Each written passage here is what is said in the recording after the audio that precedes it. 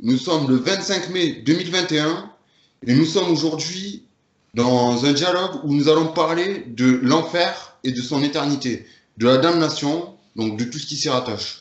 Et je suis en compagnie d'Arnaud Dumouche, qui est théologien catholique et qui a bien accepté de répondre à mes questions. Donc bonjour Arnaud et merci à toi. Bonjour Kevin. Et donc aujourd'hui, j'aurais aimé traiter de ce sujet avec toi parce que justement, je vois sur certaines chaînes où c'est qu'on détourne certaines de tes vidéos en disant bien oui, regardez, Monsieur Dumouche nous dit que l'enfer n'est pas éternel. Or moi, j'ai vu cette même vidéo, c'est que tu dis clairement que l'enfer n'est pas éternel, non pas parce que les damnés ne peuvent pas en sortir, mais parce l'enfer est éternel parce qu'ils ne veulent pas en sortir. Donc déjà, j'aimerais que tu mettes les choses au clair. Pour ces gens qui prennent tes vidéos et qui véhiculent donc de fausses informations, parce que c'est pas ce que tu dis dans la vidéo, qu'est-ce que tu vas nous dire là-dessus? Ah oui, oui, tout à fait. Ça, il faut que tu saches, hein, il y a possibilité dans des luttes spirituelles qui devraient être très paisibles, que Saint Jean de la Croix, pardon, que Saint Jean Chrysostome avait connu déjà.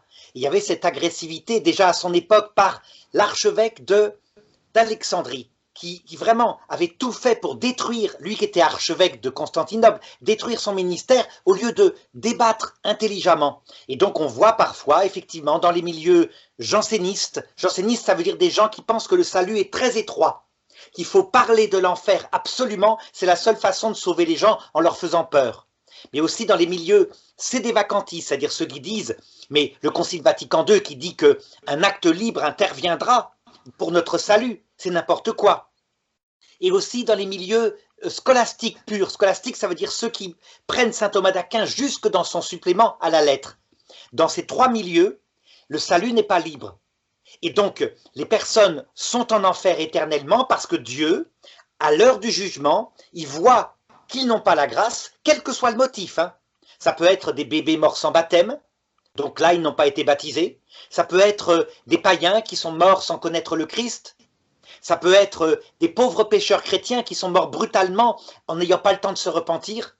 Et puis, les vrais méchants, c'est-à-dire ceux qui savent ce que c'est que le Christ et qui luttent contre lui par choix de la liberté solitaire. Eh bien, dans cette ancienne théologie, tout le monde va indifférent en enfer. Et donc, en conséquence, comme l'enfer est un feu où Dieu se venge, ils sont punis par un feu, quelquefois même physique, forcément, comme on le voit par exemple dans l'enfer de Dante, ben les gens ne choisissent pas l'enfer.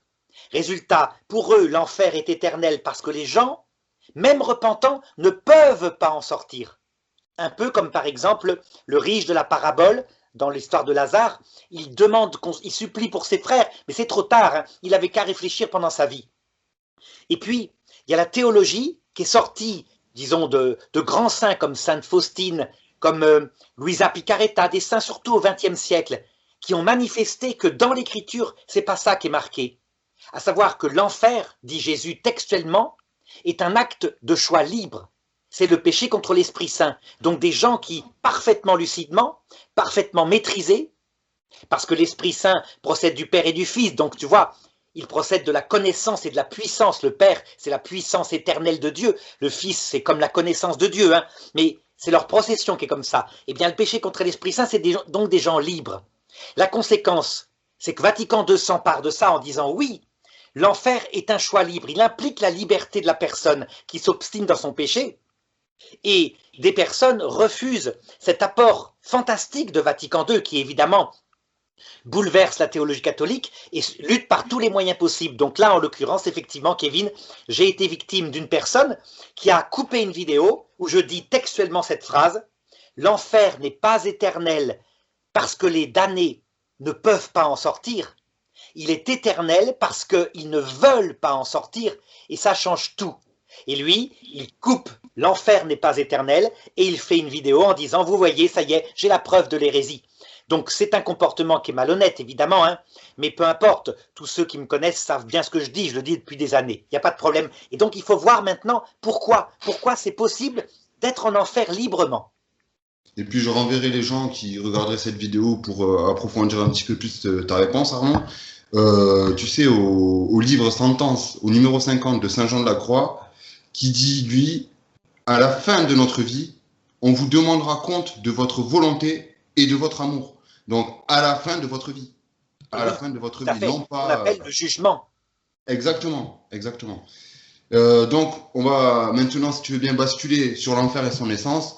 Donc, comment l'Église catholique, notre Sainte Église, nous définit-elle l'enfer, justement? Alors, il y a d'abord des dogmes.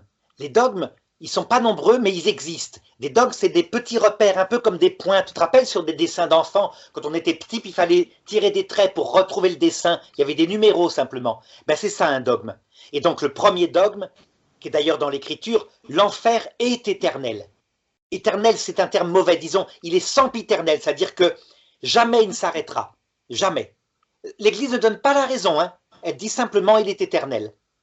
Deuxième dogme qui date du Benoît XII, au Moyen-Âge, il dit « Un homme qui arrive après la mort, sans la grâce sanctifiante, sans la charité, est aussitôt conduit en enfer, pour y subir des peines diverses qui ne sont pas définies. » Tu vois, c'est des petits points comme ça. Voilà. Et Donc, puis, c'est les peines de dame, c'est ça? Et les et peines du de sens. sens. Ben, l'Église ne définit pas, ça c'est les théologiens qui vont dire la peine du damn, c'est la séparation d'avec Dieu. La peine du sang, c'est des souffrances qui vont avec. Et alors les théologiens ont cherché. Saint Thomas d'Aquin, qui n'a pas écrit son traité des fins dernières, il est mort avant, il a vu le Christ, il n'a plus voulu écrire. Eh bien lui, dans la reconstitution qu'on a faite à partir d'écrits de jeunesse, il essaye de chercher comment il est possible que l'âme, avant même la résurrection, soit torturée dans un feu physique. Physique. Donc des peines du sens terribles, une torture, une vengeance. Donc tu vois, en conséquence, si tu suis ce supplementum que l'Église ne veut pas suivre, hein, que d'ailleurs les éditions du Cercle n'ont pas réédité, eh bien, l'enfer ne peut pas être choisi. C'est logique. On ne peut pas choisir une torture. Donc il y a Oui. quelque chose qu'il faut repenser complètement pour arriver à comprendre comment il pourrait être choisi. Et donc il va sortir, tu vas voir, on va sortir de la pensée de saint Thomas d'Aquin, à ce niveau-là, enfin du moins du supplément, puisqu'il ne l'a pas écrite.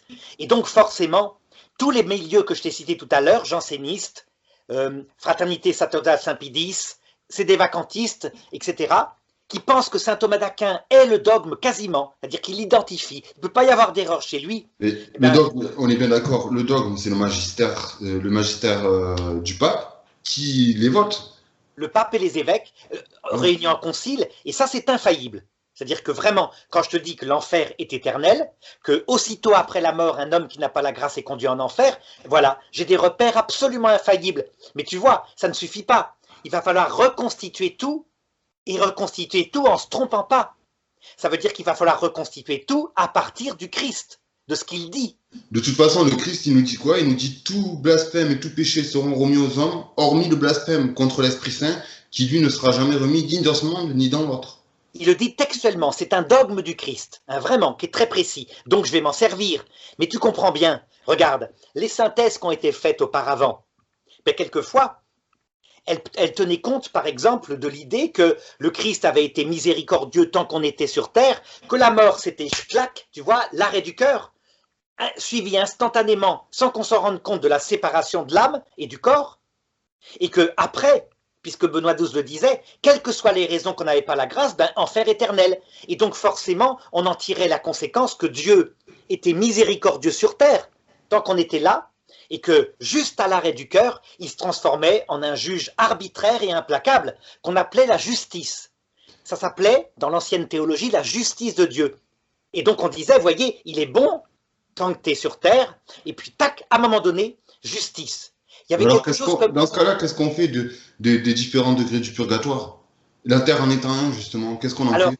ça c'était logique, ça se tenait, puisque les hommes qui n'étaient pas parfaitement dans l'amour, qui avaient quand même l'amour, mais qui n'étaient pas parfaitement, eh bien, ils se purifiaient, ils payaient leurs dettes en justice, et puis après avoir payé la dette pour les péchés, mais ils étaient quand même dans la charité, donc c'était des gens repentants, ils finissaient par rentrer au paradis. Et tu vois, ça donnait une théologie où il y avait comme une dichotomie en Jésus, quelque chose de terrible, que d'ailleurs Luisa Picaretta, c'est une femme qui a vécu au XXe siècle, hein, qui est véritablement, qui est déjà béatifiée, disait, l'une des plus grandes douleurs que j'ai, c'est de croire, de faire croire que j'ai une double personnalité. En réalité, dit-elle, regardez les actes de justice que j'ai réalisés sur terre, c'était exclusivement quand j'ai chassé les marchands du temple, elle le dit. Moi j'en verrai un autre, hein, quand il a dit des paroles très dures aux pharisiens hypocrites, ceux qui étaient sûrs de leur salut, en prétendant qu'ils étaient des gens bien, alors qu'ils étaient hypocrites. Là, il leur a parlé mal. Il les a secoués de cette façon-là. Mais tu comprends bien, la dichotomie ne va pas, mais elle est une conséquence de la théologie scolastique. Je vais te prendre un exemple très simple, hein. Imagine que ton enfant fasse une grosse bêtise, il te vole dans ton portefeuille 5 euros. C'est mal, hein? Il a, mettons, 5 ans, il voulait s'acheter un bonbon. Est-ce que toi, tu vas le condamner là à être dans la cave puni pour toute sa vie jusqu'à l'âge de 80 ans? Non, quand même pas. Mais non, tu mets une peine adaptée. Et pourtant, Kevin, toi, tu es un être qui n'est pas juste par rapport à Dieu. Mais personne n'est juste. Voilà. Eh bien, l'idée, la synthèse scolastique qui pensait qu'un bébé mort sans baptême, c'est pas de sa faute. Mais tant pis, il avait qu'à être baptisé. Un pauvre pécheur, ben parce qu'il est fragile, il a des addictions, il n'arrive pas à sortir de l'alcool, puis un jour il meurt d'un infarctus. Troisièmement, un païen qui n'a jamais entendu parler du Christ. Et puis, un vrai méchant, un vrai, il connaît le Christ, il sait ce que c'est que l'enfer, que c'est l'amour de soi poussé jusqu'au mépris de Dieu. Ça, j'en parlerai tout à l'heure, c'est saint Augustin qui le dit. Eh bien, tout ça, c'est la même chose. Donc, que l'enfer éternel. Oh, mais vous inquiétez pas, il y a quand même des peines différentes. Le bébé ne souffre pas. Le pécheur païen souffre moins que le vrai méchant. Donc, Dieu est juste. Tu vois qu'il y a un problème. Il y a un problème. En gros, ce que tu nous dis là, c'est que ces gens-là font de saint Thomas d'Aquin ou des autres docteurs de l'Église ou des pères de l'Église le magistère, si je comprends bien. Voilà. Et ils sont incapables de utiliser Vatican II, qui donne des repères, et le catéchisme de l'Église catholique et les enseignements des papes après, parce que justement, ils sortent sur certains points de Vatican II. Et je vais te citer le premier point fondamental où Vatican II sort de saint Thomas d'Aquin, c'est le dogme qui est dans une constitution pastorale, mais qui est vraiment une doctrine universelle, qui est le seul qui a une forme solennelle presque. Les pères, peut-être ne voulaient pas, mais de fait, ils l'ont fait. Voilà. Parce que le Christ est mort pour tous, nous devons tenir que le salut, la possibilité d'être sauvé sera proposée à tout homme, par un moyen connu de Dieu. Ça veut dire que le Concile reconnaît qu'il ne le connaît pas, ce moyen-là, mais qu'il faut le trouver. Il est forcément dans la révélation, c'est essentiel. Eh bien, tu verras, donc les sédévacantistes, les jansénistes, la fraternité Saint-Pédiste disent, de toute façon, ça c'est pas un dogme, la preuve d'ailleurs c'est dans une constitution pastorale. Et puis en plus, il n'y a pas des canons qui excommunient. Ils ont beau voir que le pape Jean-Paul II l'a mis dans le catéchisme, que c'est une doctrine universelle, qu'il y a un ton solennel. Non, ils n'en veulent pas. Pourquoi? Parce que saint Thomas d'Aquin lui disait, ben non, le salut ne va pas être proposé aux bébés morts sans baptême quand même. Là, bon, ben, tant pis pour eux, il y avait qu'à y penser. Tu vois? Donc, saint Thomas d'Aquin, je pense, n'est pas content de ça, qu'on fasse de lui le dogme. Ce qui est béni chez saint Thomas d'Aquin, et tu sais comme je le sais, je suis responsable sur Internet du site qui répand sa pensée, qui traduit ses œuvres. Donc je l'aime, mais je l'aime vraiment. Ça veut dire que je l'aime comme le plus grand des docteurs de l'Église, génial, qui donne une méthode qui est valable sur 90% de ses conclusions. Mais il y a 10% des conclusions qui sont fausses. Il faut suivre le magistère quand c'est faux. Donc par exemple, la Vierge est immaculée, saint Thomas d'Aquin n'y croit pas. Deuxièmement, le salut sera proposé à tout homme, saint Thomas d'Aquin n'y croit pas, etc. Il faut être capable de le faire. D'accord? De toute façon, on sait que saint Thomas d'Aquin aurait, avant la fin de sa vie déjà, il voulait brûler, parce qu'il a eu une apparition du Christ, si je ne me trompe pas, et il a voulu brûler ses cendres de théologie en disant qu'il s'était vraiment trompé sur certains points. Non, il n'a pas dit qu'il s'était trompé, il a dit c'est du foin. D'accord. C'est du foin. En comparaison de ce que j'ai vu, Réginald, il parlait à son secrétaire, tout ce que j'ai écrit est du foin, de la paille. Il voulait brûler.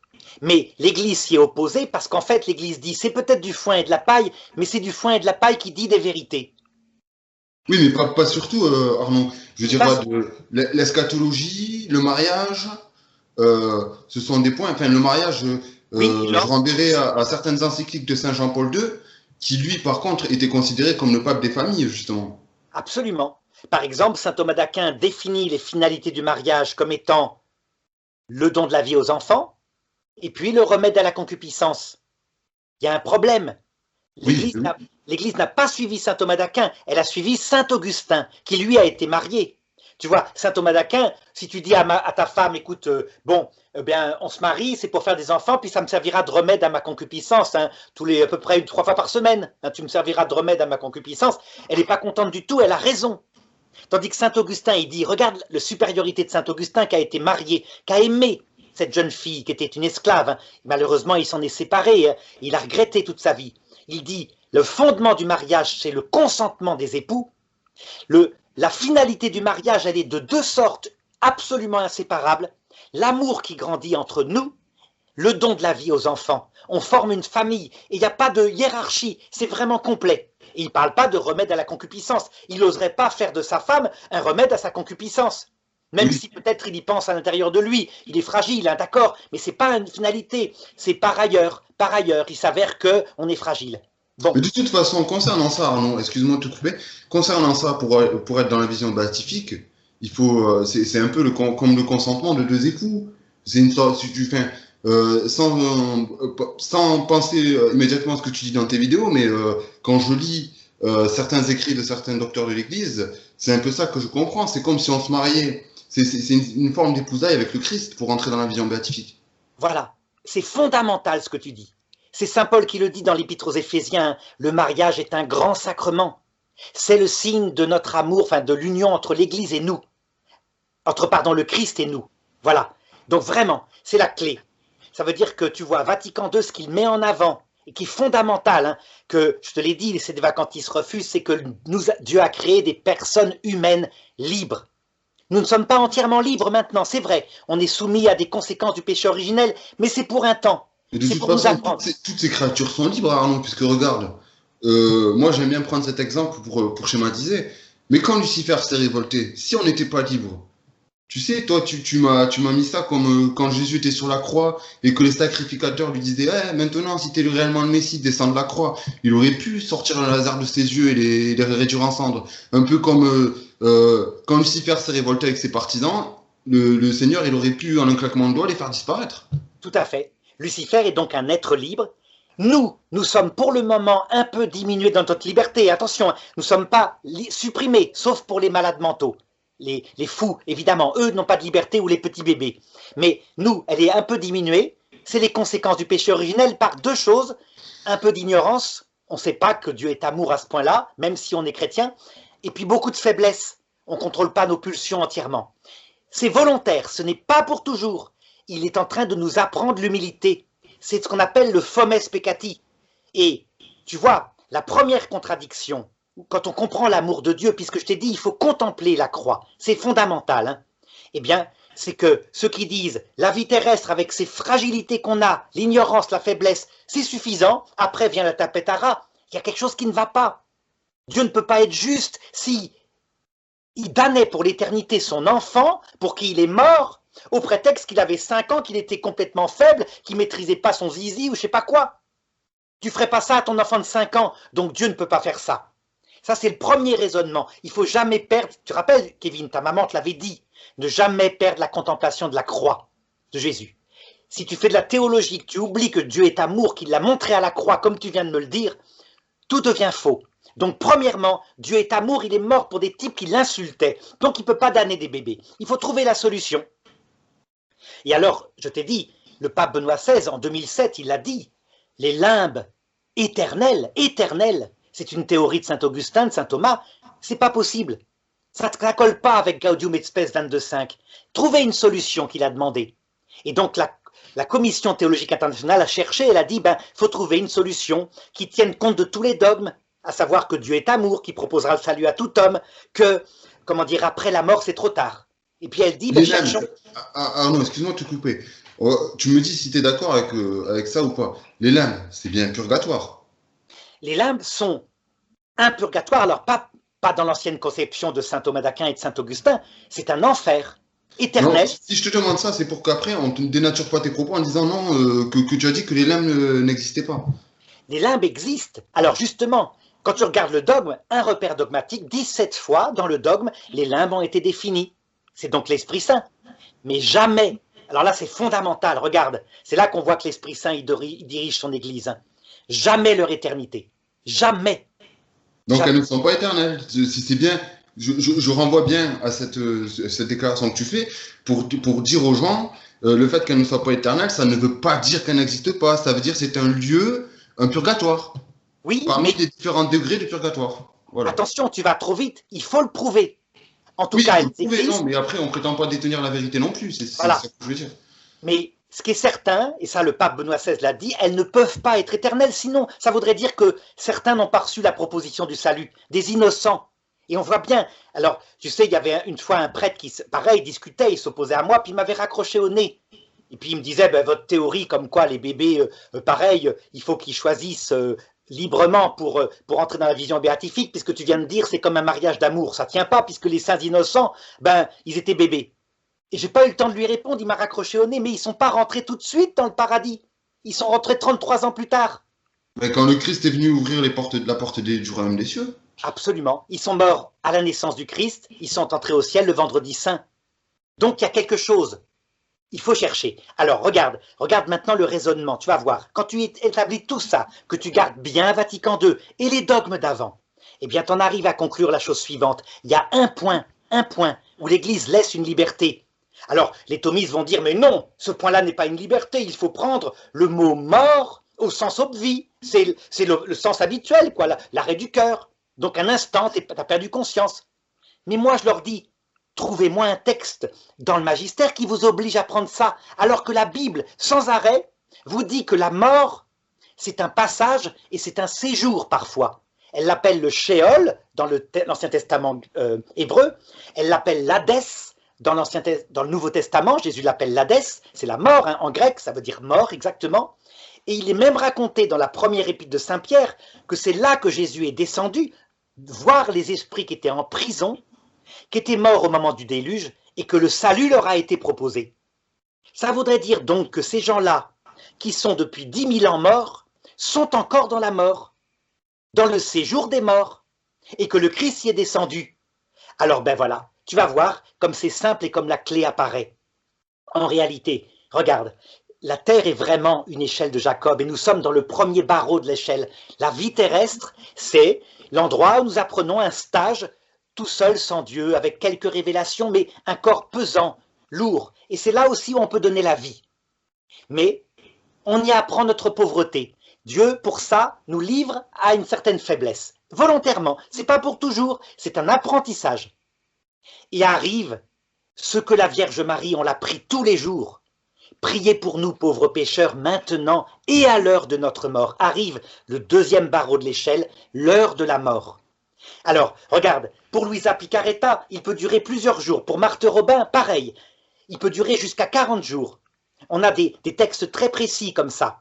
Et dans ce passage-là, qui ressemble un peu au passage du peuple hébreu dans le désert, entre l'Égypte et puis la terre promise, le Sauf Christ que c'est apparaît. pas 40 jours, c'est 40 ans dans le désert qu'ils ont erré, les Juifs. Oui, mais ça pour une raison simple. Justement, n'étant pas prêts, ce passage qui aurait dû durer 3 jours, c'est ce que leur disait Moïse. Dans 3 jours, on conquiert la terre, allez-y.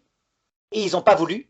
Ils ont regretté l'Égypte. Ils étaient coincés. Ils étaient trop amoureux du delta du Nil avec le fleuve, etc.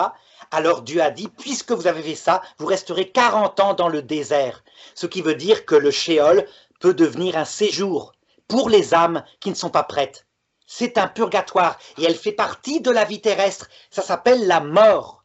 C'est biblique, je ne l'ai pas inventé.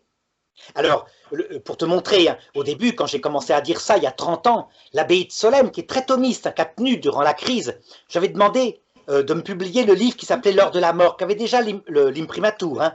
Et puis ils avaient refusé. Ils avaient même viré Geneviève Esquier, qui, elle, avait choisi de le publier. Et puis maintenant, eh bien, ils viennent de me faire un nihil obstat imprimatur pour le livre où je parle du Sheol. Ils ont changé. En 30 ans, ils se sont dit, ben oui, c'est évident, c'est la clé. Le retour du Christ dans la mort est la clé. Parce qu'à ce moment-là, regarde, il te rend ta liberté. Il te rend dans l'état d'Adam et Ève. Là, dans le passage de la mort, tu es maître de toi, mais tu as une différence avec Adam et Ève. Tu sais, tu as l'expérience. Oui, voilà. Tu as l'expérience. Tu sais ce que c'est que souffrir, être loin de Dieu. Tu es passé par la vie terrestre. Et alors là, si tu choisis le Christ, vraiment, fondé sur la grâce, hein, il t'apparaît accompagné des saints et des anges. Si tu le choisis, c'est libre. C'est vraiment libre. C'est ce que tu disais. Mais pour ça, il faut qu'il te donne la vérité entière. Donc sur ce qu'est le paradis, le fait qu'il est mort pour toi, qu'il est Dieu, que tu vois ton péché, que tu vois ce que tu devras franchir encore comme étape pour aller dans la vision béatifique. Donc il te révèle tout. Et deuxièmement, il faut qu'il te libère de tes faiblesses. Sinon, tu ne serais pas libre. Non, Voilà. c'est sûr. Euh, Alors, Donc, allons-y pour l'enfer, si tu veux, maintenant. Hein, oui, voilà, s'il te pour plaît. l'enfer. Tu vois, si vraiment c'est un acte libre qui est le couronnement de la vie, au point que après la mort, donc la mort prise dans ce sens-là, comme dit le pape Benoît XII, tout homme qui n'a pas la grâce est damné pour l'éternité. Mais pourquoi? Parce que, comme il a vu le Christ, s'il est sans la grâce après, c'est qu'il l'a méprisé. Mais tu comprends, pour que ce soit un mépris vraiment libre, il est nécessaire qu'intervienne quelqu'un d'autre. Tu devines qui? Quelqu'un qui va te présenter quelque chose d'alternatif, quelque chose de valable. Donc pas un four de feu, où tu grilleras à la broche, tu sais, comme ça, éternité, avec des diables cornus, etc. Puis tout qui repousse. Non, personne ne choisirait ça. Forcément. Non, il faut présenter, dit Marthe Robin, l'enfer, mais l'enfer tel qu'il est, selon ce que le voit Lucifer, à savoir ce que disait saint Augustin. L'enfer se définit comme ça, c'est l'amour de soi, poussé jusqu'au mépris de Dieu. C'est exactement ce que Lucifer a proposé à Adam et Ève. Rappelle-toi dans la Genèse, tout est dit. Premièrement, vous ne mourrez pas. Il a raison. En enfer, on est éternel. Parce que Dieu respecte la liberté de ceux qui se sont damnés. Deuxièmement, vos yeux s'ouvriront. C'est vrai, on choisit soi-même ce qu'on veut, le bien et le mal. On n'est pas dépendant de Dieu. Et Dieu le sait, répond Lucifer. Il le sait. Si jamais vous choisissez vous-même le bien et le mal, si vos yeux s'ouvrent, vous serez comme lui. Il ne le veut pas. Donc là, il ment. Il ment. La vérité, le Christ l'a démontré. Pourquoi est-ce qu'il nous soumet à des souffrances, etc. C'est pas pour nous perdre, c'est pas pour nous dominer. C'est pour façonner notre cœur dans l'humilité. C'est nécessaire, parce que pour voir Dieu face à face, il faut forcément être comme ça. On ne peut pas, sinon on ne supporte pas. Donc le Christ, lui, le démontre par sa présence. Tu vois le Christ qui est Dieu, qui est là avec les stigmates. Donc tu comprends que le démon ment. Tu es dans une parfaite lucidité.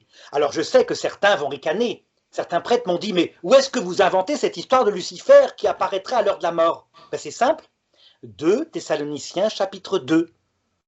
Sauf que ce texte-là, on l'a appliqué toujours à la fin du monde, alors qu'il parle aussi de l'heure de la mort. Quand saint Paul dit, à propos du retour du Christ, de notre réunion auprès de lui, ne vous laissez pas entraîner tout de suite par toutes sortes de paroles. Auparavant doit venir l'être impie, celui qui se met à la place de Dieu. Et il doit se révéler, et l'apostasie doit se révéler. Ça veut dire qu'en fait, qu'est-ce qui va se révéler à ce moment-là? C'est que tous, sans exception, si le Christ ne venait pas à notre aide, tu sais ce qu'on ferait, Kevin? On suivrait Lucifer, sauf la Vierge Marie. Oui, parce que c'est l'Immaculée Conception, c'est la seule qui a été créée sans péché. Mais c'est pas à cause de ça, c'est parce qu'elle a été fidèle à ça. C'est-à-dire qu'elle a été tentée, mais jamais, à la différence d'Ève, qui est aussi Immaculée Conception, jamais elle n'a écouté Lucifer. Alors que nous, tu te connais, je me connais aussi, hein, tu as vu, on connaît nos péchés majeurs, à chaque fois on tombe dedans, on suivrait, il est suffisamment rusé. Et là, le Christ l'a promis, c'est un dogme là pour le coup. Jamais vous ne serez tentés au-delà de vos forces, appuyez sur ma grâce. Ça c'est vrai, c'est ça que signifie ce dogme. Ça veut dire que jamais le Christ ne laissera Lucifer avec une puissance comme ça absolue, sinon on le suivrait. On est comme des enfants de 5 ans par rapport à un adulte, et il nous tend un bonbon. Donc tu vois. Et donc le Christ est là, et c'est pour ça que saint Paul conclut le texte, quant à cet antéchrist-là, il sera balayé par le souffle de la venue du Christ. Donc le Christ permet ça, éventuellement même une chute, parce qu'on serait prêt à le suivre, tellement on est bête, mais il vient à notre aide. Et son but, c'est qu'on arrive dans l'autre monde à ce moment-là, en reconnaissant qu'on est sauvé par lui, que sans lui, on se serait damné. Tu comprends? L'humilité, toujours pareil, c'est la clé. Voilà la cohérence de l'évangile. Est-ce que, pour en revenir à ce que tu disais, est-ce qu'il n'y a pas un manque de cohérence entre... Parce que le Christ ne parle pas que de la fin du monde. Quand tu dis, par exemple, que l'être impie doit venir, on parle de fin des générations, de la fin de la vie et de la fin du monde. Oui, tous les textes eschatologiques ont ces trois sens-là. Donc l'être impie doit venir avant chacune de ces fins. On est d'accord là-dessus. Voilà. Par exemple, tu vois, pour nous individuellement, donc ça s'appelle ça, c'est la venue du démon. Pour la fin des fins, à la fin du monde, il y aura le dernier antéchrist, qui est carrément le mystère d'iniquité sur terre. Ça, le catéchisme le dit, numéro 675. Et puis à chaque fin de génération, c'est pareil. Eh bien, elle est confrontée à sa propre misère, à son propre orgueil. Voilà pourquoi Jésus disait, cette génération ne passera pas, que tout ne soit accompli. Oui, c'est exactement ça, tu vois. Là, tu m'as bien renvoyé au texte qu'il fallait. Pour en revenir sur l'enfer, peux-tu nous expliquer ce que sont les peines de d'âme et les peines de sens, s'il te plaît? Eh bien d'abord, en premier lieu, il faut que tu comprennes que celui qui choisit l'enfer, en fait, il choisit un bien apparent. Il choisit la liberté, solitaire, quitte à être comme ça, mais il choisit ça. Il sait qu'il aura un trésor, qui récupérera son corps, Lucifer ne le trompe pas là-dessus, qui dominera sur un univers immense, qui sera le maître de cet univers, vraiment. Et donc le démon ne le trompe pas là-dessus. Tu vois, ça veut dire que cet homme-là doit choisir un bien, c'est fondamental. Saint Thomas d'Aquin, je te l'ai dit, définissait l'enfer par les souffrances, et donc personne ne choisit l'enfer, pas de liberté. Si tu prends Saint Augustin qui définit l'enfer comme l'amour de soi poussé jusqu'au mépris de Dieu, alors ça peut être choisi par le méchant. Et donc tu comprends, c'est toute l'eschatologie qui se réforme. Quand les sédévacantistes sont là en train de ricaner, ou même les prêtres thomistes, oui, le salut est facile, je te mets face à un four de feu d'un côté, puis de l'autre côté un jardin de lumière, qui c'est qui va choisir le four de feu? Mais c'est pas ça le choix. Ça c'est Saint Thomas d'Aquin. Mais il faut sortir de ça dans le supplément. C'est d'un côté, c'est ce que dit Saint Augustin, l'amour de Dieu et du prochain poussé jusqu'au mépris de soi. Donc il y a des inconvénients au paradis pour l'homme égoïste. Mais ce sont ces inconvénients-là qui ont entraîné la révolte de Lucifer. Oui, et la révolte des damnés, parce qu'ils ne veulent pas renoncer à eux-mêmes. Donc tu vois, tout le poids du péché que tu as accumulé dans ta vie te fait mépriser le Christ, si tu le suis. Donc, en faisant ça, en résumant ce que tu es en train de dire là à l'instant, c'est on se prédestine en faisant donc en ayant une vie pécheresse, toute notre vie pécheresse, quelque part on se prédestinerait à choisir d'aller en enfer, quoi. Oui, le péché, même par faiblesse, si on y accepte, c'est-à-dire qu'on se laisse aller dedans, nous dispose à être égoïste. Mais il ne fait que préparer, parce qu'il n'est pas vraiment maître de soi, ce péché. Et en plus, il y a une part d'ignorance. Par contre, si une fois qu'on est face à la vérité, à l'heure de la mort, on suit son péché, alors cette fois, ça se transforme en un blasphème contre l'Esprit Saint. Tu comprends? Donc Oui. il est commis à cette époque-là, il est commis par beaucoup de gens, même si sur Terre c'est assez rare, parce que prendre quelqu'un comme Hitler, il savait pas tout ça. Donc il y avait une part d'ignorance, mais son péché, il ressemble très fort au péché contre l'Esprit Saint, tellement il a écrasé des vies. Donc il y a probablement qu'il a dû, face au Christ, ricaner et dire ben moi je choisis Lucifer, je vais être fureur éternellement, je suis logique avec moi-même. Il y a des chances, quoi. Tu vois, c'est un grand pécheur, un pécheur en danger de damnation. Et quelqu'un comme Caïn, par exemple, qui a tué son frère. Eh bien, Dieu va tout faire pour essayer de le rattraper. C'est ce qu'il fait avec nous. Mais Tu vois, pourtant, dans la Genèse, il nous a raconté que Dieu, quand Dieu s'exprime à Caïn, quand tu fais à ton frère, quand il s'adresse à Adam après, il a dit, je l'ai marqué, je lui ai mis une marque sur son front, je crois. Je sais plus pourquoi, mais toute quelque part. personne qui attentera à ta vie est sacrée, toute personne qui attentera à ta vie devra répondre de son sang. Ça veut dire que Dieu protège Caïn. Ça veut dire quoi? Eh bien, nous qui sommes des Caïns, Dieu essaye de nous sauver. Il n'est pas là pour nous perdre. Et donc, tous les efforts, toutes les souffrances qu'a passé l'humanité avaient un seul but, la sauver, pas la tuer. Alors, quelquefois, on passait par la mort, il y a eu le déluge, etc. Mais c'était pour sauver. Je vais te donner un exemple qui t'illustre ça. Dans la théologie traditionnelle thomiste, tu vois, 99,9% des gens sont damnés. Et il s'appuie sur le texte en disant, regardez l'arche de Noé, il n'y a eu que 8 personnes sauvées sur toute l'humanité. Voilà. C'est la preuve. Oui, ou Sodome et Gomorre, c'est la preuve que donc il y a très peu de damnés. Oui, mais ils oublient une chose. Ils n'ont qu'à lire la première épître de Saint Pierre, tu te rappelles, le texte que je voulais te donner, où là, la fin de l'histoire est racontée.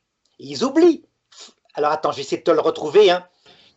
Exactement, parce que ça vaut le coup, là, pour le coup, que je te le lise, hein. Et ce texte-là est fondamental parce qu'il donne le sort des autres personnes qui sont mortes au moment du déluge. Saint Pierre raconte exactement. Regarde, je te lis. C'est lui, Jésus, qui s'en alla même prêcher aux esprits en prison. Ceux qui jadis avaient refusé de croire lorsque Dieu patientait, alors que Noé construisait l'arche, dans lequel un tout petit nombre, en tout 8 personnes, furent sauvés. Et il continue. Regarde ce qu'il dit. C'est pour cela, en effet, donc, que même aux morts, tu vois, le texte, aux morts, ce sont des morts, ils sont dans le shéol. Même aux morts a été annoncée la bonne nouvelle, afin que, jugés selon les hommes dans la chair, ils ont péri dans le déluge. Ils vivent maintenant selon la volonté de Dieu, dans l'Esprit Saint. Voilà, ils sont sauvés, ils sont passés par le purgatoire. Donc voilà, ça veut dire quoi? Que très peu de gens entrent directement au paradis, 8 personnes, mais que la plupart finissent par être sauvés, mais en passant par une purification. Donc la clé, c'est le purgatoire. Dans la parabole de Lazare, il est même dit que entre ceux qui sont, je sais plus où, mais tu sais le fameux grand fossé, qui a un grand écart entre les deux mondes. C'est l'Hadès. On a toujours dit, tu vois, c'est encore la théologie thomiste, que le riche était dans l'enfer éternel, parce qu'il y a une distance infranchissable entre eux et vous. C'est ce que dit Abraham aux riches. Mais ce qu'ils oublient, c'est ce que dit le pape Benoît XVI pour la première fois dans Spe Salvi 45, que manifestement, c'est de là qu'est sortie la notion de purgatoire. Ça veut dire que ce riche-là, il n'a pas l'attitude d'un vrai méchant. Il n'est pas là en train de ricaner en disant « Oui, ne préviens surtout pas mes frères, il faut qu'ils viennent avec moi. Plus on sera de révoltés contre Dieu, plus on le fera céder pour qu'il change ses projets. » Il a une attitude... C'est pas l'attitude de quelqu'un qui s'est damné, ouais, bien sûr. Non, il a l'attitude d'une âme du purgatoire. Ce qui veut dire que la théologie traditionnelle qui unanimement l'a mis en enfer peut être remplacée par un repère du magistère au moment donné où on comprend en fait les choses plus profondément. Alors pourquoi est-ce que tu me diras, mais c'est ce que disent certains, pourquoi les pères entiers se seraient trompés? Ben oui, Dieu peut cacher certaines vérités qu'il a pourtant révélées dans son évangile. Pourquoi? Ben pour susciter l'apostolat. La peur de l'enfer a suscité l'apostolat parce que l'amour, la joie de répandre Jésus-Christ, simplement comme ça, gratuitement, ne suffit pas à annoncer l'évangile. Tu as bien vu? Les gens, ben, ils se disent, avec Vatican II, c'est mai 68, c'est pas Vatican II, hein, mais ils se disent, ah ouais, donc il va proposer son salut à tout le monde, ben donc c'est bien merveilleux, pas besoin d'annoncer l'évangile. Il va se débrouiller lui-même, tu vois. On n'est pas assez amour. Moi qui suis de Vatican II, tu as vu, j'annonce l'évangile. Ça te prouve qu'on peut vraiment rester apôtre en sachant ce que je t'ai dit. Parce qu'on ne veut pas pour ses frères la croix, le chemin de croix du mauvais larron, qui va peut-être les amener un jour à être sauvés, mais c'est tellement horrible en comparaison de la croix de Jésus. Attention, parce qu'avec ce que tu dis là, on pourrait croire que le salut est facile aussi. Non, il n'est pas facile, puisque personne ne peut être sauvé sans mourir à soi-même. Donc c'est ce que je t'ai dit, le paradis, l'amour de soi et du prochain jusqu'au mépris de Dieu. L'enfer, l'amour de soi poussé jusqu'au mépris de Dieu et du prochain. Tu comprends? Donc c'est très tentant.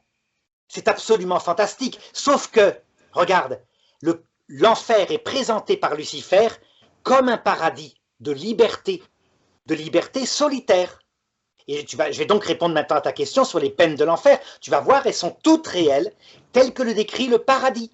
Mais c'est le paradis qui les décrit. Le démon, lui, ne va pas en parler. Évidemment, il présente l'avantage. C'est comme ça.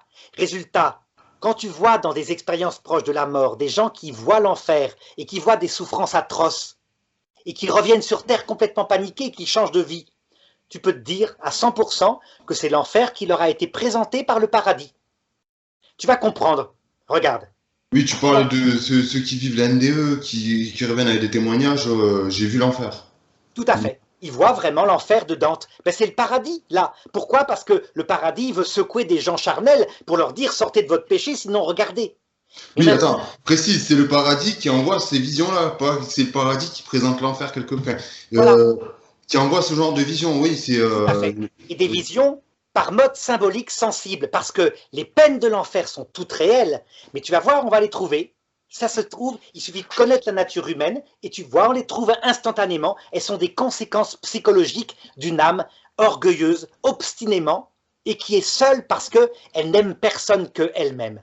Regarde, si tu admets que notre cœur n'est pas fait pour ça, il est fait pour Dieu et pour le prochain, mais qu'il y a certaines personnes qui sont capables de se foutre complètement de Dieu et du prochain, et on en voit sur Terre. Je te rappelle, je t'avais raconté le cas très connu de John Getty. John Getty, ce milliardaire américain des années 50. Wycliffe. Getty, il s'appelait, John Getty. D'accord. Ouais. Et John Getty, il avait un tas d'or, c'est lui qui a donné la bande dessinée Picsou, hein, quasiment, et il préférait laisser son petit-fils mourir parce qu'il avait été enlevé par des enleveurs, ils lui ont coupé un bout d'oreille, je ne sais pas quoi, plutôt que dépenser des sous pour payer la rançon. Et il est mort, il s'est servi de l'argent qu'il avait ainsi économisé pour s'acheter une belle œuvre d'art pour sa collection. Tu vois? Eh bien, cet homme-là, tu lui dirais, mais vous êtes malheureux, vous n'avez pas de famille, vous êtes tout seul. Il serait là en train de dire, ça va pas, je suis heureux, j'ai mon tas d'or, moi je fais ce que je veux, quand je veux. Et il nierait qu'il souffre. Eh bien, c'est une image de l'enfer. Quand sa belle-fille, sa belle-fille, qui elle avait son fils qui était enlevé, regardait ce pauvre homme sur son tas d'or, elle le jugeait et disait, mais ce pauvre homme, c'est misérable, il est profondément malheureux. Et elle a raison. Elle regarde du point de vue du bien. Mais lui, il n'aurait jamais écouté. Ben, c'est la même chose. Regarde, en enfer, quand tu regardes les gens de l'enfer, leur cœur est en feu. Pourquoi? Parce qu'il est fait pour voir Dieu, mais qu'ils refusent les conditions pour voir Dieu. Donc leur cœur est vide. Ça s'appelle une angoisse profonde au fond d'eux, qui les déséquilibre. Comme en plus, ils sont là, ils sont plusieurs d'années, et qui se méprisent les uns des autres, puisqu'il n'y a pas d'amour, ils n'aiment qu'eux-mêmes. Eh bien forcément, leur cœur est vide. Et donc ils sont déséquilibrés. Et quand ils voient les gens du paradis qui ont renoncé à tout, et qui eux sont rayonnants de bonheur, ils sont pleins de rage, de colère, et leurs dents grincent. C'est ça la colère, les grincements de dents dont parle Jésus. Et le feu qui parle, c'est le feu dans le cœur, le fait de ne pas avoir la présence de Dieu dans le cœur, on est d'accord sur ça? Absolument, parce que le cœur est naturellement fait pour voir Dieu, c'est comme un vase qui est fait pour recevoir Dieu, mais eux, par leur volonté libre, refusent les conditions qui sont l'humilité, l'amour.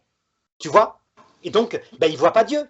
Mais la conséquence, regarde, je peux te citer les conséquences, tu vas les voir, elles sont logiques. La conséquence, tu serais comme ça, et tu dirais, ben quoi, tu m'as fait pour te voir, et moi je ne suis pas équilibré parce que je ne te vois pas, je réclame de te voir. Je réclame parce que j'y ai droit, parce que tu n'avais qu'à pas me créer comme ça. Tu me prétends que maintenant je suis heureux, je suis libre de faire ce que je veux, mais je ne suis pas équilibré. Donc, la présomption est un des péchés contre l'Esprit Saint.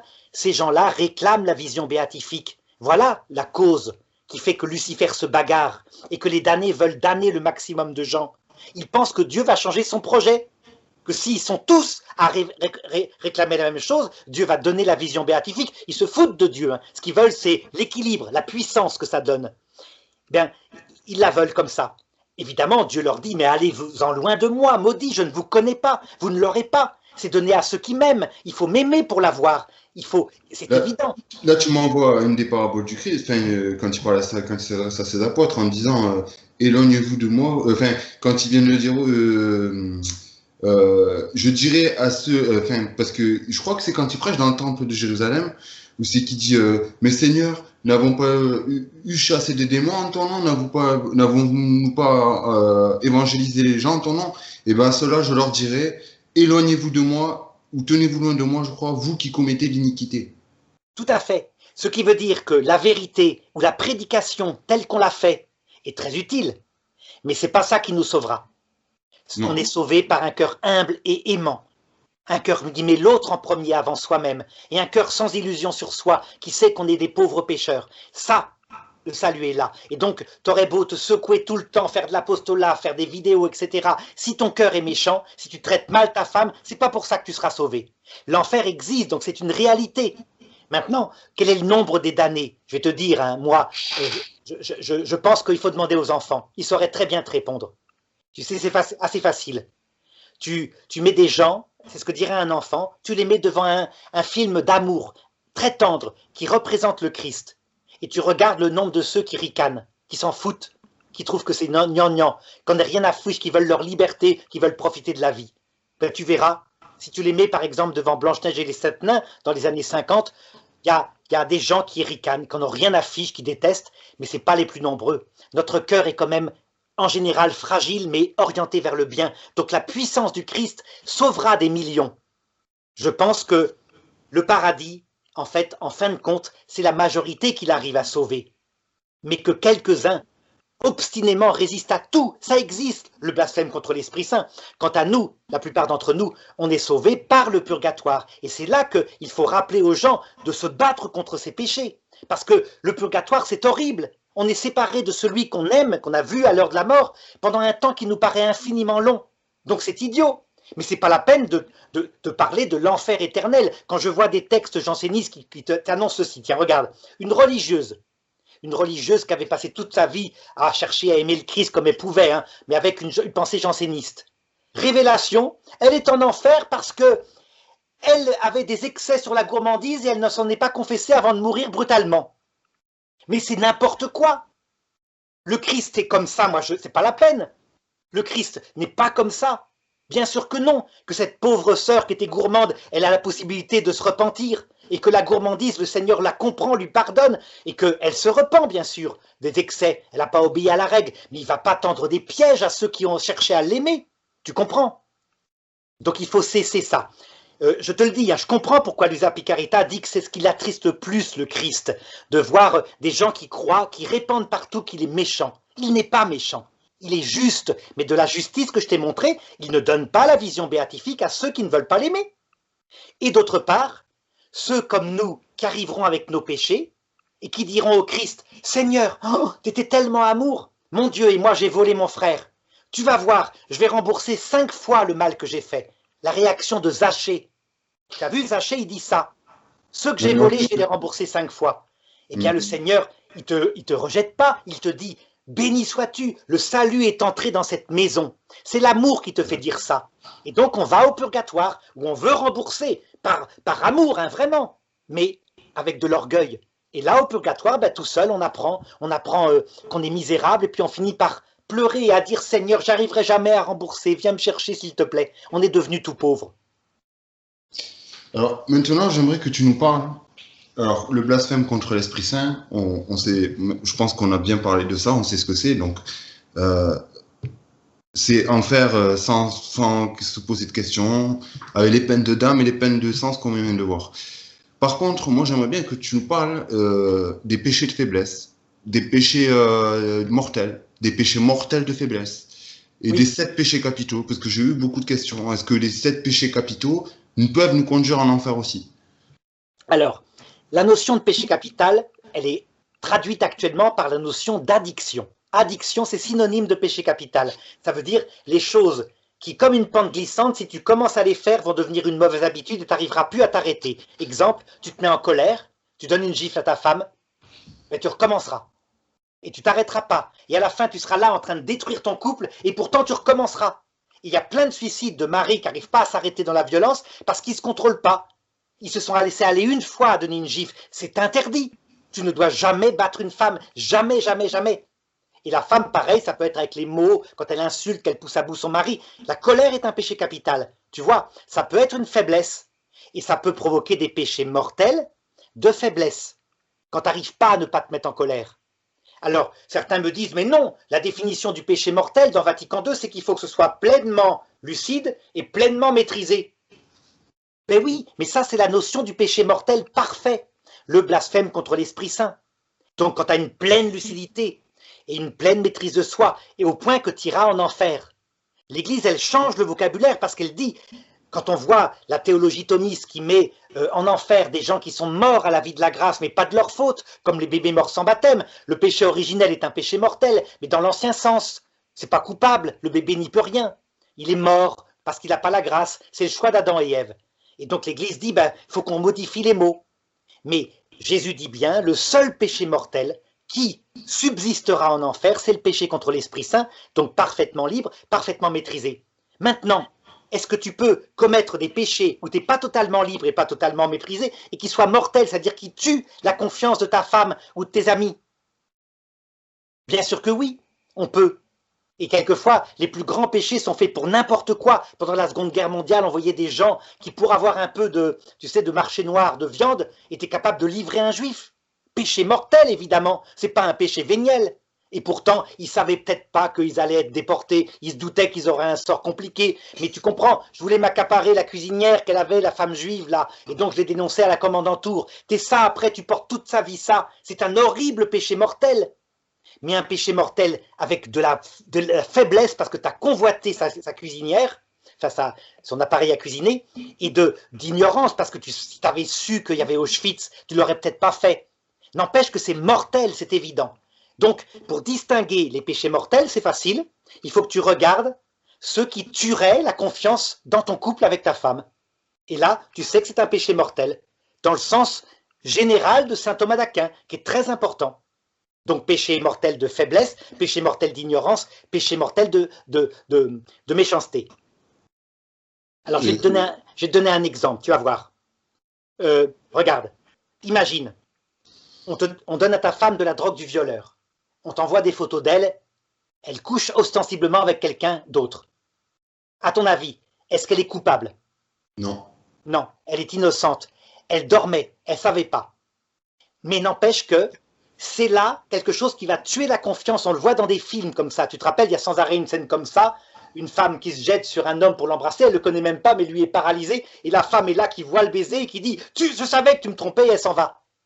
Donc tu vois, dans ces cas-là, il n'y a pas de faute, mais ça peut tuer l'amour dans l'autre, et la seule façon de s'en sortir, c'est d'arriver à prouver que tu étais innocent. Donc, analyse du sang pour la drogue du violeur, etc. Donc, dans le premier sens donné par l'Église, il y avait des choses comme ça d'ignorance, mais qui n'étaient pas coupables. Et donc, Jésus disait à un moment donné, quand le sens du mot péché devient la faute, ils n'ont pas de péché, ils ne savaient pas ce qu'ils faisaient. N'empêche qu'ils étaient morts à la vie spirituelle. Regarde, deuxième exemple. Tu es complètement addict du sexe, tu n'arrives pas à t'arrêter, tu vas voir une prostituée. Est-ce qu'à ton avis, c'est un péché mortel? Oui. Ben oui, tu as trompé ta femme, tu lui avais promis fidélité. C'est évident. Et par faiblesse. Par faiblesse. Ça veut dire que elle, si à un moment donné elle comprend ton addiction, elle va peut-être pouvoir te pardonner, mais c'est tellement grave qu'il va falloir que tu fasses une cure de traitement contre l'addiction sexuelle. C'est ce qu'a fait d'ailleurs, tu te rappelles l'acteur Michael Douglas, il était addict du sexe, d'autres sont addicts de la drogue. Mais au bout d'un certain temps, si tu ne fais pas d'effort, elle va s'en aller. C'est pas possible. Tu comprends? C'est des péchés mortels de faiblesse, donc péché contre le Père. Alors que par ignorance, c'est le péché contre le Fils, et Jésus dit qu'ils seront pardonnés parce qu'ils ne savent pas ce qu'ils font. Et puis maintenant, imagine, tu es parfaitement maître de toi. Ta femme, tu veux la torturer, tu veux la faire souffrir parce que tu veux t'en débarrasser, elle a grossi. Elle est gentille comme tout, mais elle t'emmerde, elle a grossi, elle est vieille, tu sais, elle a maintenant 45 ans. Et ostensiblement, pour la blesser, tu couches avec quelqu'un devant elle. Est-ce que c'est pareil que ce que je viens de te raconter? Ah non, ben non, là c'est parfaitement libre, parfaitement maîtrisé. Donc là c'est Absolument. autre C'est le chose. péché mortel contre l'Esprit Saint, donc le péché mortel impardonnable. Cette femme doit se barrer. Ce type-là n'est pas récupérable. C'est évident. Il faut absolument qu'elle s'en aille. Et dans ce cas-là, ben tu vois, c'est un péché qui n'est jamais pardonné. La personne ne va pas s'en repentir. Et concernant les péchés capitaux, donc si par exemple la luxure, l'avarice, l'orgueil, la vanité, Oui. ça conduit en enfer tout ça. Alors, ça conduit en enfer quand on s'y laisse aller, d'où l'importance de lutter contre ces péchés, parce que tu vois, c'est comme une habitude que tu prends dans ton corps, tu t'habitues à ces péchés-là. Donc par exemple, pour l'orgueil, tu estimes que toi, tu es plus intelligent que l'Église, mettons, vraiment tu dis, c'est l'Église, hein, vraiment n'importe quoi. Au bout d'un certain temps, tu te poses à la place de Dieu. Tu finis par dire, mais je suis même plus intelligent que Dieu à la rigueur, puisque si Dieu, là, il n'est pas d'accord avec moi, c'est qu'il n'est pas intelligent. Tu vois, l'orgueil peut devenir une habitude. Parce que notre être accumule des habitudes qui s'incarnent en nous. Et donc, quelquefois, arrivé face au Christ, tu es devenu profondément égoïste, profondément orgueilleux, et donc ça fait pencher la barque de ton cœur du côté de la damnation. Où là, Lucifer va te dire, mais c'est très bien, c'est ce qu'il faut. Voilà, moi c'est là où je voulais arriver. Mais quelqu'un qui n'est pas de nature orgueilleuse, enfin tu sais, j'ai envie de te dire, voilà, les péchés capitaux, quelqu'un qui ne maîtrise pas sa libido par exemple, ou tiens, un coureur de jupon, il sait que quelque part il résiste pas, voilà, au sexe facile ou autre, mais tu sais, c'est pas, j'ai envie de te dire, c'est pas quelqu'un, tu vois, il le sait, mais il a envie de s'en sortir, mais il le fait quand même, tu vois, donc on peut dire que c'est pas trop de sa faute. Tout Mais à fait. C'est des péchés mortels et faiblesses. mais ce gars-là, est-ce que le fait, là, c'est de la luxure? Donc, est-ce que ce gars-là, le démon, tu penses que il en joue ou non, c'est le gars qui se fait des idées tout seul et puis parce que moi j'entends beaucoup dire mais non, mais les péchés capitaux, ça c'est une invention de l'homme. Euh, j'ai envie de te dire ouais et non parce que si tu regardes que ce soit dans les traités de démonologie ou même dans je pense dans certaines sondes théologiques, tu dois avoir des références à ces péchés capitaux. Oui, Pour qu'on en dénombre 7. c'est par exemple dans l'Apocalypse, la prostituée qui était vautrée sur 7 collines, c'est d'abord les péchés capitaux, en nous. Ça veut dire les principales addictions. En général, il y en a 3, tous les plaisirs égoïstes, luxure, goinfrerie, paresse, toutes les vanités égoïstes, donc l'orgueil, la colère, et puis tout l'argent égoïste, donc l'envie, l'avarice, des choses comme ça, tu vois. Il y en a bien d'autres péchés capitaux, hein. Il y a par exemple le jeu peut devenir un péché capital, le jeu d'argent, etc. La drogue, bon, ça, la drogue, ça serait plutôt du côté des plaisirs. Mais l'essentiel, c'est que ces addictions-là, le démon, lui, il se contente d'appuyer sur notre faiblesse particulière pour nous habituer, pour nous préparer à l'égoïsme. Il appuie. Et donc il mange de la poussière parce que Lucifer et ses anges nous tentent sur du sexe égoïste, sans arrêt. Donc le sexe, non pas comme Dieu l'a voulu, acte de fidélité totale pour le meilleur et pour le pire, source de vie, mais le sexe pour mon petit plaisir. Ça c'est Satan, mais ça vient de nos pulsions. Saint Paul d'ailleurs le reconnaît, il dit « Ce que je voudrais faire, j'y arrive pas, et ce que je veux pas faire, je le fais. Qui est-ce qui me délivrera de ce corps de mort ?» C'est-à-dire ce corps qui m'entraîne par faiblesse à commettre des péchés mortels. Il a Oui, raison. parce que Saint Paul avait la notion de fomes peccatis, ce dont tu parlais tout à l'heure. Complètement. Il savait que ça venait du péché originel, il le dit textuellement. Et tu vois, l'avantage quand même, parce qu'on pourrait se dire, mais pourquoi Dieu a-t-il mis ces faiblesses en nous? C'est que ça a un inconvénient dont le démon se sert. Mais l'avantage, c'est que ce sont des péchés qui sont visibles et qui te mettent dans la misère. Tu te livres à la luxure, tu bousilleras ton couple. C'est comme ça. Pour les femmes qui se livrent au romantisme, le plaisir sentimental, elles bousillent leur couple. Elles apprendront. Du coup, tu touches ta misère. Quand tu trahis un pauvre homme qui n'a jamais fait rien de mal contre toi, uniquement parce que le pauvre, au bout de 3 ans, t'en as marre, que c'est le quotidien, ben, tu as une mauvaise opinion de toi. Et donc, tu apprends par là ta misère, si tu te repens, évidemment. Par contre, si tu obstinément, tu dis « j'ai raison », comme le font certaines féministes, elles disent « mais non, le divorce, c'est l'exaltation de ma liberté individuelle, et l'avortement aussi ». Là, elles se mettent en danger de maintenir ce choix-là face au Christ à l'heure de la mort. Le Christ va les rattraper, il va les faire passer par une vieillesse solitaire. Tu vois, l'angoisse de la mort, puisqu'elles se sont débarrassées de Dieu. Il va essayer de les rattraper, mais ce n'est pas forcément réussi, tout le temps. D'accord. Donc maintenant, concernant l'enfer, donc on va y revenir dessus. Donc, ces visions de, tu sais, d'un monde de feu, où c'est que, tu vois, tout à l'heure, tu l'as tellement bien décrit. Donc, tu sais, avec des êtres cornus, les dents longues, qui passent à la broche des âmes des damnés. Tout ça, c'est une pure invention du Moyen-Âge. On est d'accord, ça date du Moyen-Âge. Ce sont des métaphores de l'écriture. Des métaphores. Ça veut dire Oui, parce que Jésus, déjà, il parle pas vraiment, il n'utilise pas le mot enfer, lui. Il utilise la gêne. Oui, mais tu vois, c'est une comparaison analogue. D'ailleurs, quand la Vierge Marie montre aux enfants à Fatima l'enfer, elle leur montre comme ça. Ça veut dire que quoi? Le ciel, quand il veut s'adapter pour sauver des gens charnels, qu'on est souvent, ça veut dire que, tu vois, trahir sa femme, c'est pas tellement grave. Mais par contre, être mis dans le feu pendant 5 minutes, c'est très grave, ça. Tu comprends comment on fonctionne? On fonctionne charnellement. Et donc, pour nous faire comprendre, il prend un langage adapté pour tout le monde. Et donc, il montre un feu physique avec des souffrances physiques. Parce que là, on comprend. Mais c'est à nous, intelligents, de comprendre que c'est une expression pour signifier des souffrances bien pires. La souffrance d'un cœur vide, plein de rage, la colère, la haine, tout ça. De gens qui, en plus, vivent éternellement, mais qui sont libres, que Dieu respecte. Parce que, tu vois, ils ont même accès au conseil de Dieu. C'est ce que dit la Bible dans le livre de Job. Donc Dieu respecte leur liberté. Tu comprends, il faut être logique. Si Dieu veut se faire aimer, et si il mettait dans des tortures ou dans des broyeurs à vie, éternellement, des gens qui n'ont pas voulu l'aimer, il ne serait pas logique. On ne peut pas aimer un Dieu comme ça. Tu vois, imagine une femme qui te dit « tu m'épouses ou je te tue et je te coupe ta pan et je la mets à pendre et je la mets à sécher et tu verras, etc. » Tu vas l'aimer, cette femme-là? Pas du tout. C'est quoi cette histoire-là? Non, si l'amour est libre, alors le refus de l'amour est libre. Et donc il y a un monde adapté à ça, que le paradis va présenter comme la solitude affreuse, il a raison, c'est vrai, mais que l'enfer va présenter comme un monde de liberté solitaire, où tu es maître de ta vie, et le démon ne ment pas complètement. T'as compris la lutte, c'est le combat final, la bataille d'Armageddon.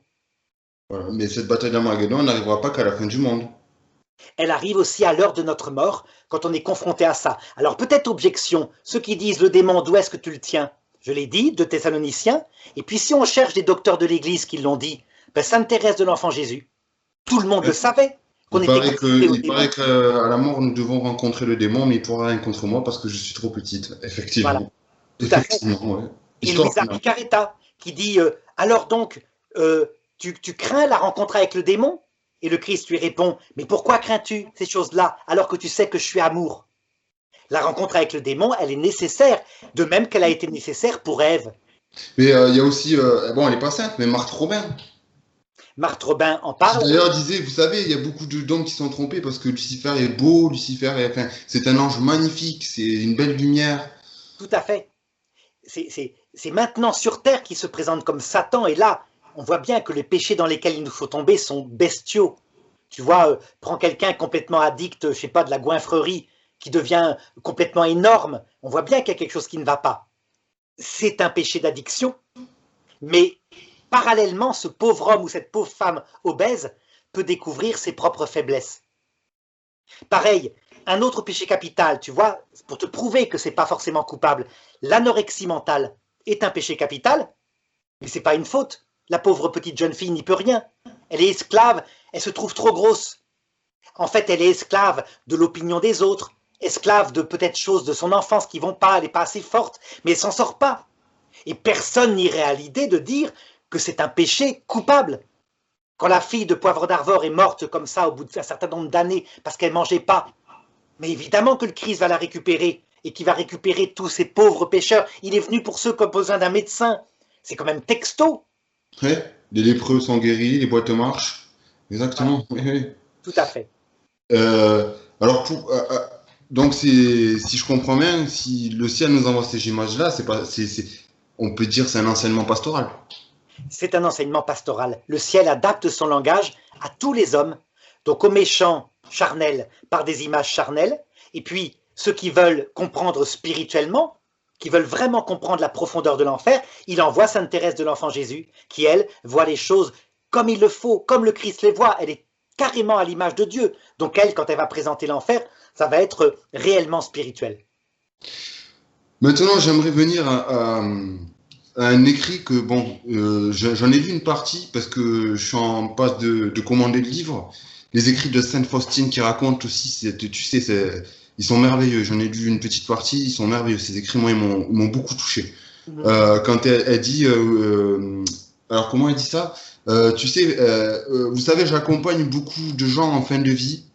Et on peut voir que sur certains à qui je donne l'extrême onction, sur certaines personnes, on les voit lutter, ou tu sais, ou après la mort, on voit quelqu'un je sais plus comment elle dit ça, tu sais, mais en gros, elle explique bien ça aussi, que effectivement, il y a une bataille à l'heure de la mort. Alors, le texte exact, dans son petit journal, dit ceci. J'accompagne souvent des âmes. À l'extérieur, il n'y a plus de signe de vie. Mais, dans ce moment-là, alors que extérieurement on croit qu'elles sont mortes, une grande lumière leur apparaît. C'est ça. Une grande lumière et alors beaucoup se convertissent. Mais horreur, j'en vois certaines qui, malgré tous les efforts que fait le Seigneur pour essayer de les attirer à lui, lucidement et volontairement, elles se détournent, elles méprisent cette grâce et elles se mettent en enfer. Tu vois, Luisa Picaretta est celle qui a le plus établi cette liberté du choix de l'enfer, ce péché contre l'Esprit Saint. D'ailleurs, je te fais remarquer que certains thomistes, dans les années 60, dont le cardinal Ottaviani, du coup l'ont mis à l'index. Elle a été interdite. Elle pouvait plus, son livre était interdit de lecture. Pourquoi? Parce qu'elle sortait de saint Thomas d'Aquin. Donc tu vois, la lutte n'est pas de maintenant. Et sainte Faustine a fini par être canonisée par Jean-Paul II. Donc son propos te montre ce que je te disais tout à l'heure sur la clé qui est le retour du Christ. C'est logique que le retour du Christ dans sa gloire soit la clé d'explication de notre vie. Le Christ est venu il y a 2000 ans. Moi, tu vois que les écrits de Sainte Faustine, ils nous définissent bien que la mort, c'est pas un instant où le coup tombe, comme tu dis. Mais il se passe, enfin, même pour moi, hein, sans consulter ou quoi, quand je lis ce genre de livre, je me dis effectivement, on peut pas dire que la mort, c'est juste un instant T, et puis après, plus rien. Non, il se passe quelque chose à ce moment-là, c'est sûr. Et puis, dans les évangiles, c'est pas Saint Matthieu qui disait aussi que à l'heure du retour du Christ, le retour du Christ, pardon, sera comme un éclair puissant de l'Orient à l'Occident. En ce jour-là, deux hommes seront dans un champ, l'un sera pris Et l'autre laissé. De même que il y aura deux femmes au bord d'un lavoir, l'une sera prise et l'autre laissée. Exactement. Tu vois, eh bien ça, ce texte de Matthieu 24, qui est complexe, il mêle exprès la fin du monde, la ruine du temple de Jérusalem, la fin d'une génération, puisqu'il dit « cette génération ne passera pas que tout soit accompli », et l'heure de la mort individuelle. Tu as un type dans un champ, il fait un infarctus, l'autre est là, bien bête, son copain est mort. C'est le même mystère aux yeux de Dieu. D'ailleurs, c'est ce que dit le catéchisme de l'Église catholique, hein, quand elle parle de ce retour du Christ au numéro 634. Ceci se réalise pour tous les hommes de tous les temps, de tous les lieux, car tous ceux qui sont sauvés ont été rendus participants de la rédemption. Le retour du Christ, tu vois, la descente du Christ dans la mort, il vient nous chercher dans la mort. C'est beau, tu vois, ce genre d'écrit, ça te donne envie de croire en. Et puis même, sans parler de ces écrits, comme on disait en début d'émission, il suffit de contempler le Christ sur sa croix. Il n'a pas pu mourir pour des gens qui l'insultaient si derrière, comment dire, juste parce que comme tu l'as bien défini dans ce dialogue, il y a certains péchés qui, quand on est malade, j'ai envie de te dire, c'est pas de notre faute. Donc on commet des péchés peut-être sans rendre compte, sans peut-être, mais seul le péché que l'on sait contrôler et maîtriser et librement choisi conduit en enfer. D'où tous les péchés et tous les blasphèmes seront remis aux hommes, hormis le blasphème contre l'Esprit Saint qui ne sera ni remis dans ce monde ni dans l'autre. Voilà, c'est texto, c'est un repère. Et surtout, tu constates que c'est harmonieux. Tous les dogmes de l'Église sont harmonisés, y compris la Constitution Benedictus Deus, qui est celle qui est le plus opposée par les thomistes. Ils disent, mais non, après la mort, c'est trop tard. Ben non, après la mort, comme passage. Il y a certains écrits comme Quantakura aussi, la condamnation de la liberté religieuse aussi. Oui, mais ça c'est différent, ça n'a pas de rapport. C'est la liberté religieuse dans un État chrétien. Donc tu vois, c'est un... Oui, mais ce que je veux te dire, c'est que si on dit aussi que le Seigneur met des rayons de lumière, de vérité dans toutes les religions, on peut pas dire après que... je sais pas comment t'expliquer ça, mais... Pas interdire la liberté religieuse. Ben si, dans un État chrétien, pastoralement, il y a... Oui, non, ça, je suis entièrement d'accord. C'est pas ça que je dis. Mais en plus, t'en parlais avec un monsieur qui est célébrantiste, Maître Abouzi, que certains enseignements dans Quentakura sont en matière pastorale. Mais oui, parce que si on disait que l'homme n'est pas une personne humaine libre du tout, on tomberait dans l'hérésie calviniste, c'est évident. Non, la base de la foi catholique, c'est que nous sommes des personnes libres. Évidemment, pas totalement libres, donc pour le moment, comme un petit troupeau, on suit le courant dominant, mais le Seigneur, il sait ce qu'il attend nous. Et donc, il nous mène vers le salut comme un petit troupeau de moutons. Oui, mais attention, il nous mène librement parce que dans le temps, tu sais, tu avais ce fameux enclos en fer où les brebis sont rassemblées et qu'elles suivent le bon berger parce qu'elles n'ont pas le choix. Or là, ce n'est pas libre, ce n'est pas la liberté. Parce que la liberté n'est pas totale sur la terre. Et donc l'Église, à un moment donné, a eu une pastorale comme ça, avec des bergers très sévères et des punitions aux moutons qui sortaient de l'enclos. Mais maintenant, quand l'Église a été confrontée à l'explosion des enclos, les loups les ont détruits. C'est-à-dire au XIXe siècle, etc., les francs-maçons en particulier, ben, elle a changé de pastorale, elle s'adapte et elle dit, ben, nous, on va dire la vérité, tout entière, la vérité de l'évangile, et les brebis écouteront, et elles entendront la voix du bon berger.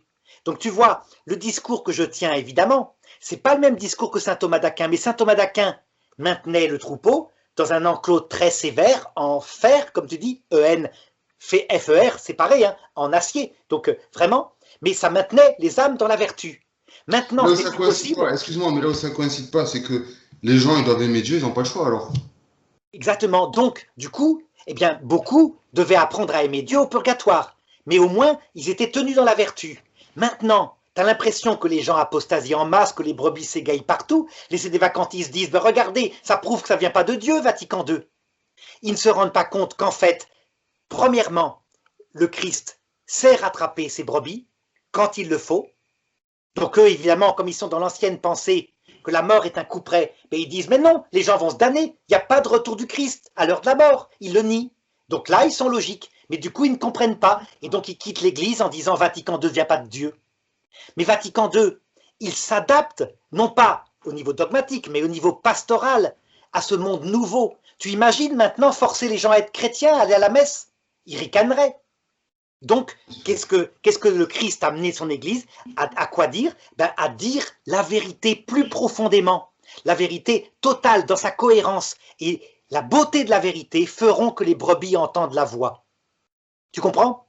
Donc voilà pourquoi Le Sainte berger, Faustine, ouais, c'est ça, le berger marche et les brebis le suivent. C'est ça, hein? tout à fait. Et c'est pour ça que Sainte Faustine, c'est le XXe siècle. C'est comme ça. Et puis le pape Benoît XVI et le Concile Vatican II, etc. Le reste est Oui, valable. mais alors attention, parce que Benoît XVI fait sa vie et je peux comprendre les gens qui disent ça aussi, tu sais, parce que toi, tu parles souvent du numéro 45 ou 47. Mais on te répond, à chaque fois que j'ai vu des débats que tu as fait avec les gens, on te répond, mais non, mais il parlait pour les limbes. Oui, il parle pour le purgatoire, tout à fait, parce que tout est purgatoire. La terre est un purgatoire. Le passage de la mort est un purgatoire. Mais quand il dit, le pape, certains théologiens récents disent que c'est la rencontre avec le Christ qui purifie l'âme, il dit bien qu'il y a une doctrine ici qui est récente, qui est nouvelle, et effectivement, les anciens, comme saint Thomas d'Aquin, la scolastique, n'en parlaient pas.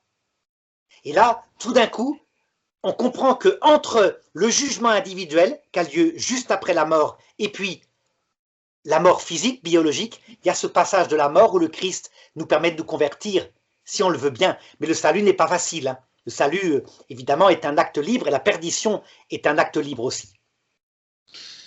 D'accord, mais écoute, ouais, mais tu vois, je pense aussi pour ces gens-là qui regardent aussi Gaudium et Spes 22.5, parce qu'on nous dit, tu le disais tout à l'heure, puisque nous devons savoir que le Christ est mort pour tous les hommes, nous devons tenir que Dieu proposera le salut à tout homme par un moyen que lui seul connaît.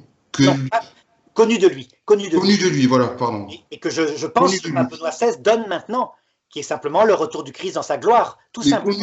connu de lui, mais qui nous dit que la fameuse thèse que tu soutiens, qui dit que la venue du Christ à l'heure de la mort, qui nous dit que c'est pas ce moyen-là. Tout Qui à nous le fait. dit? Parce que l'Église, elle s'est même pas prononcée dessus. En fait, l'Église, elle autorise ça, elle n'en fait pas un dogme. Le pape Benoît XVI en parle, comme je t'ai dit. Des saints en parlent de plus en plus nombreux. Et c'est une chose qui va s'imposer naturellement. De toute façon, si cette thèse ne vient pas de Dieu, elle disparaîtra.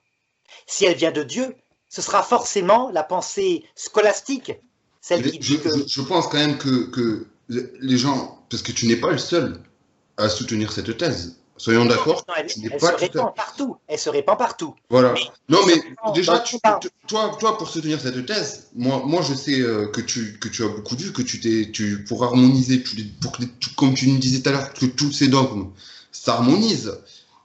Bon, ça doit être des heures et des heures de lecture, ça, je te dis pas, mais c'est Sainte Faustine, la vénérable Marthe Robin, la bienheureuse Luisa Picaretta et bien et d'autres bien docteurs d'autres. de l'Église.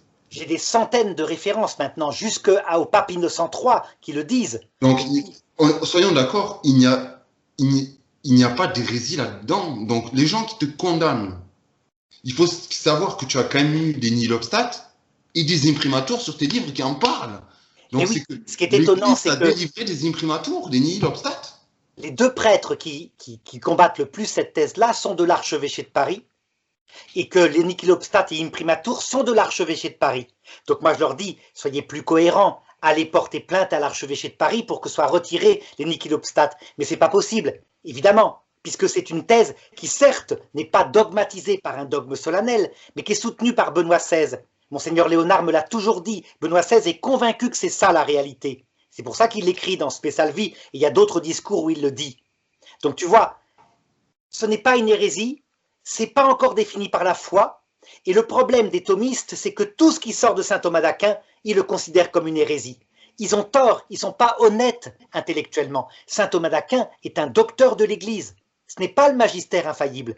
Donc, quand tu dis, si un jour, par contre, le magistère tranche et qui dit, eh bien, par exemple, l'heure de la mort est un instant, il ne s'y passe rien, moi j'arrêterai, c'est tout, j'ai terminé, je sais que le magistère a dit la vérité. De même que, par exemple, maintenant, si on niait l'Immaculée Conception de Marie, on serait dans l'hérésie. Saint Thomas d'Aquin ne l'était pas, puisque à son époque, ce n'était pas défini comme un dogme. Oui, oui. Non, mais c'est pour bien faire la lumière sur parce que je trouve que beaucoup, notamment sur l'enfer, et sur enfin, la venue du Christ à l'heure de la mort. Donc, moi, personnellement, même si j'en parle, je n'ai pas encore lu ton livre et je pense d'ici peu pouvoir le lire, et y avoir accès et pouvoir le lire. Mais s'il y avait des hérésies dedans, le Vatican aurait saisi, je pense, la chose pour proclamer un dogme et dire une bonne fois pour toutes, mes chers enfants, mes chers frères et sœurs, dire que le Christ revient à l'heure de la mort est une hérésie. Voilà, point. Tout à fait. Il n'y aurait pas eu d'imprimatur. Il n'y aurait pas eu ça. Maintenant, on verra. L'avenir le dira. Mais tu vois, je vais te le dire, Kevin, très simplement. Quand tu vois la cohérence, quand tu vois quelque chose qui rend tout, qui rend raison de tout, et qui est tellement simple que le peuple de Dieu, depuis longtemps, le croyait. Tu sais, par exemple, Jacques Fesch, quand il est exécuté dans les années 50, son livre s'appelle « Dans 3 heures, je verrai Jésus ». Tout le monde le sait que c'est comme ça que ça se passe, que c'est un Dieu d'amour. Tout le monde le savait. Ce sont les théologiens qui l'ont nié à un moment donné, et je ne comprends pas pourquoi, mais sans doute pour que l'évangélisation se fasse, quoi. Mais là où je veux faire aussi, je voulais insister sur ce fait-là, c'est que regarde, tu vois, les conflits théologiques, où ça peut mener quand même, hein, juste parce qu'on n'est pas d'accord sur 2 ou 3 choses. Je veux dire, Saint Thomas d'Aquin, comment ces gens-là osent dire que tu nies Saint Thomas d'Aquin, puisque tu as traduit toutes ses œuvres sur ton site? Oui, ben je nie certaines thèses de Saint Thomas d'Aquin. Le problème n'est pas là. L'Église a nié, celle que l'Église a réfutée aussi, on est d'accord. Aussi, mais puis celle du supplément. Par contre, ce qui est évidemment est exagéré de la part de ces personnes-là, c'est quand elles utilisent des moyens mauvais. Tu vois, oui, comme le détournement de les menaces, les fausses nouvelles, les trucs sur Internet qui restent, etc. Là, évidemment, c'est un moyen mauvais. Mais peu importe, hein, il faut l'assumer. C'est comme ça. Et c'est dommage. Mais en fait, tu vois que l'histoire de l'Église ne change pas. Il y a toujours eu des hommes qui quittent à défendre la vérité, ce qui est important. Je pense que ceux qui font ça sincèrement pour défendre la vérité, sont prêts à n'importe quel moyen. Et ça, faut pas le faire. La discussion doit se faire dans des débats. Et tu vois, il y a un prêtre qui l'a fait. Vraiment. Même peut-être 2, qui ne croient pas en cette thèse-là, mais qui ont fait des débats. L'abbé Guy Pagès, il l'a fait.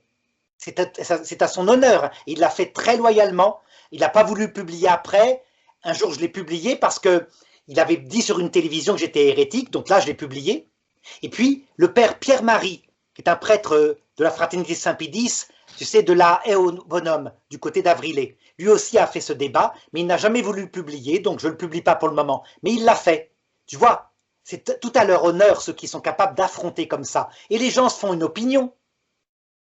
Mais oui, voilà, ce que je veux dire, c'est là, tu es clairement victime de lynchage.